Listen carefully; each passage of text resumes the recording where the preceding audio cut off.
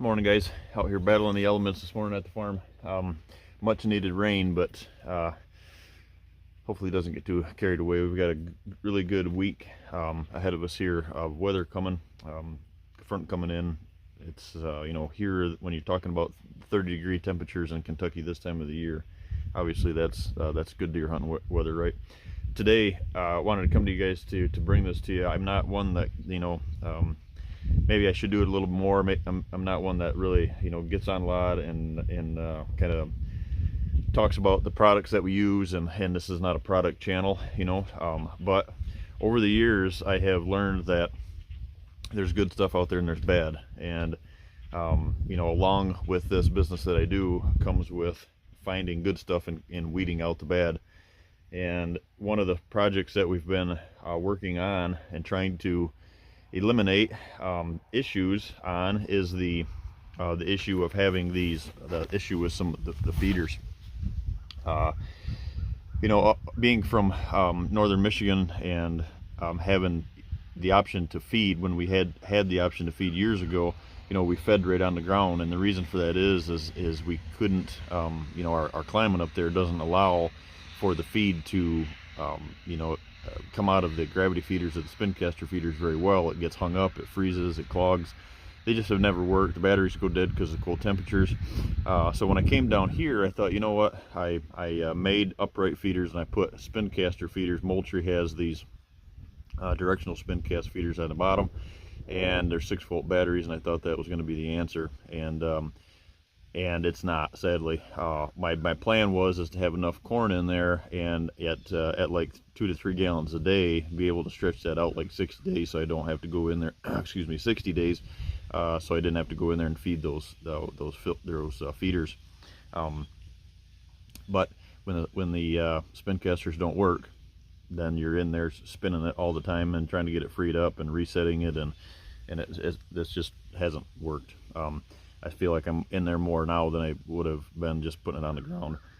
So I actually started doing some research. I wanted to build a gravity feeder to try to figure out something that was big enough bulk wise and to use, and so you don't have to the mechanical side of it, take that air out of it, if you will. So I started doing some research, and what I came across was a company out of South Carolina, Real Wood Products, and what they've got is they've got this log trough feeder.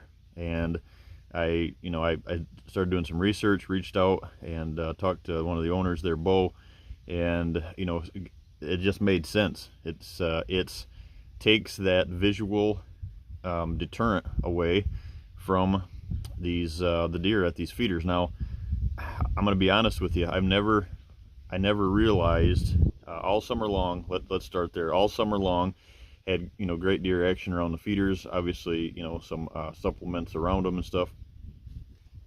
Didn't think anything of it, and then started having some issues with the spin casters, like I said. But going more, I get into fall. Obviously, we don't have near the buck pitchers on it, but the does would be eating and they'd leave, and I go up there. Then the next day, 2 days later, there'd still be feed on the ground from the day before. I have them set at noon. They go off at noon. Excuse me. And the deal that I was finding is there was still corn on the ground, so I know they weren't leaving or eating after all the corn was gone. So what I did is I actually built one of my I'll show you pictures of it, kind of based on this here, while I was chatting with Bo, and I built one myself, put it on the ground. It'll blow your mind. That's a 60-gallon feeder, and I'm able to put like 400 pounds in it. And that being, I don't know if it's because it's below them and they feel like it's not a threat, but the pictures went through the roof. So this is all kind of a test in conjunction, I guess you could say, in preparation to getting these feeders from Bo and his crew there at Real Wood Products. So the pictures went through the roof. Well, I finally got my feeder from them, and I'm going to show you this thing. This is it's pretty cool. Like I said, I'm not one of those, and I need to do it more because I have some such as Matthews and stuff like that we work with as far as partnerships and I need to do maybe some more of this, some product reviews. This thing is pretty sweet. I'm going to show you this. It's built off from 230 or about 230, it's 30 some gallons, and yeah, look at this thing. Pretty neat. I'm excited to get it out in the field here. As you can see, they're you know, together with mossy oak, kind of a neat little decal on the end of it there. What this is this is kind of a rubber top to it, but it's imprinted. It's a you know, it's actually a molded rubber top that keeps the water, sheds the water off, but it looks like bark.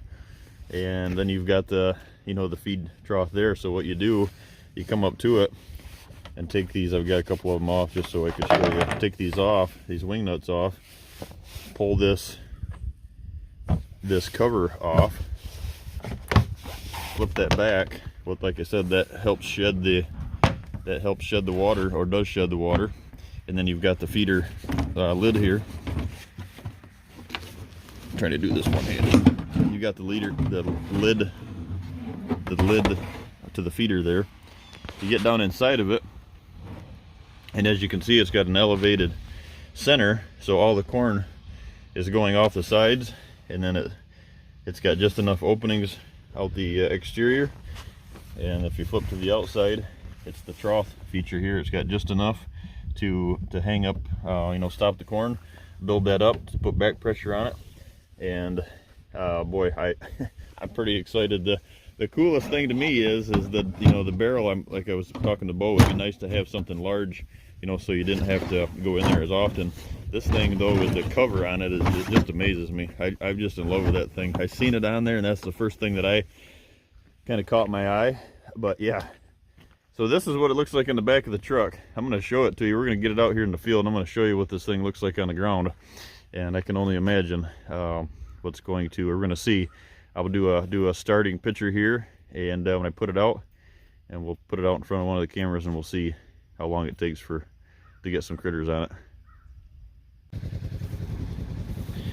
So there's a couple things about the feeder that I noticed right off the bat. One, obviously the look. You're setting it on the ground, and it looks real. I mean, it really plays the part. Second thing I noticed was the drain holes in the end of the trough. It does have a way to you know, get that rain away from the feed, so you don't get that stagnant moldy feed on there.